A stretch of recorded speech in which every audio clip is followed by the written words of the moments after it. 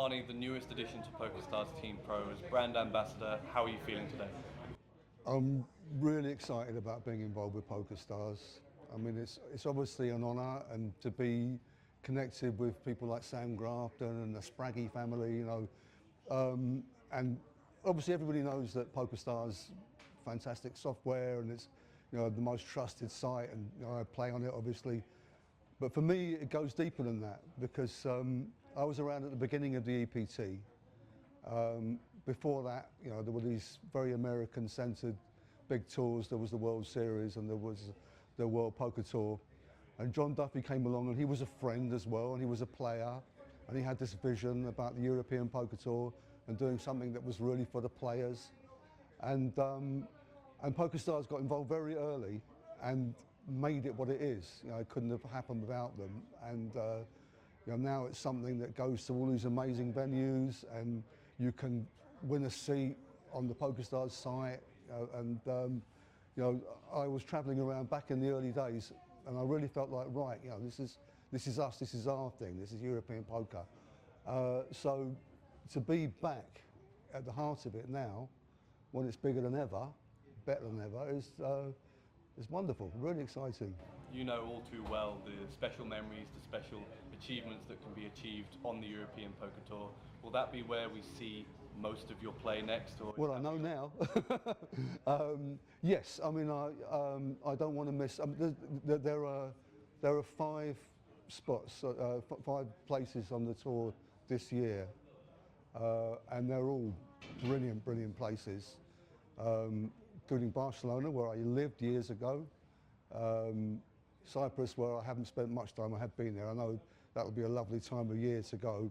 Prague is a beautiful city.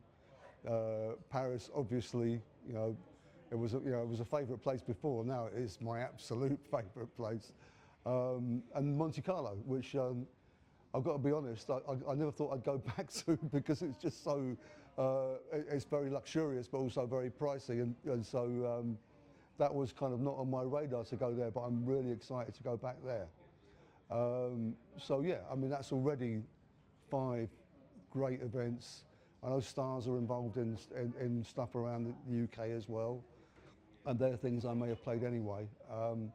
But yeah, I'm going to be, you know, I'm going to be there. I'm going to be meeting people, and playing, and enjoying the life on the road, kind of as it was, you know, 20 years ago in some ways. I was going to say that your live poker pedigree speaks volumes from 1998 all the way through with the World Series, with events around Europe. How do you look back at the evolution of live poker from then through to the European Poker Tour and the success it is today?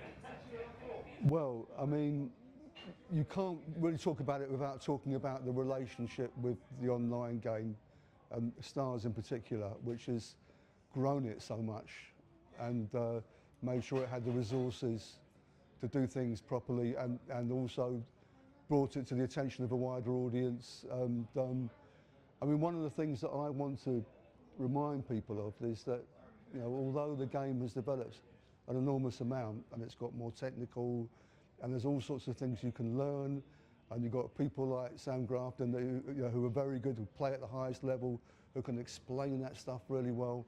But it's still the game that you love. It's still the game that you learn playing around the kitchen table, and there's still, just learning all that stuff isn't everything. You know, it's important, obviously, as a basis, but it's still a game that you can enjoy, that you can improvise, you can bring your own personality to. For me, the live game is very special, and the EPTs just provide the perfect format for bringing out every aspect of the game. And it's safe, it's trusted, they've got the best dealers, you know. I mean, one of the things I found coming back was that how many people I know, because you know, until like last year I hadn't been playing on the EPT for a few years really, and a lot of the same people are involved. You know, even Italian Tony, who does the security, I thought he'd be in jail by now, to be honest, but like, no. But it's not, so there's a kind of feeling, even though it's huge now, and I'll sit at a table and I won't know anybody sometimes, but there's a continuity and a feeling of family about it, and you also know that you can trust the way the game's run, you know, and It's a big contrast actually with things like the World Series. I sat and played for 6 days in that event. I never really saw a tournament director because I didn't need to, because nobody ever had an issue. Nobody called the floor about anything. Everything just seemed to happen seamlessly, you know, and that's really what you want at an event. The PokerStars ambassador stable now has 3 major male British poker pros. Sam Grafton, obviously, we've spoken about, Spraggy and you, and they couldn't be cut from different cloth. Is that what makes PokerStars special? It can attract so many different types of poker player? I think it's true. I mean, I think that, though I say so myself, PokerStars are very good at picking people for the right reasons to represent them.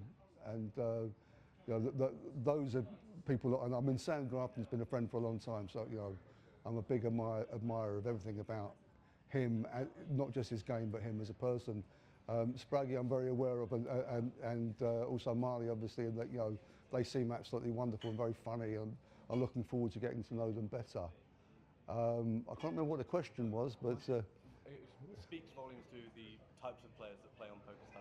yeah, I mean, I think that you know, one of the things that I think there's a very wide range of people who come to poker through PokerStars, and part of the reason for that is that, you know, is that you can go on and try and win a seat in one of these live events, and for not very much money, and you can learn the game.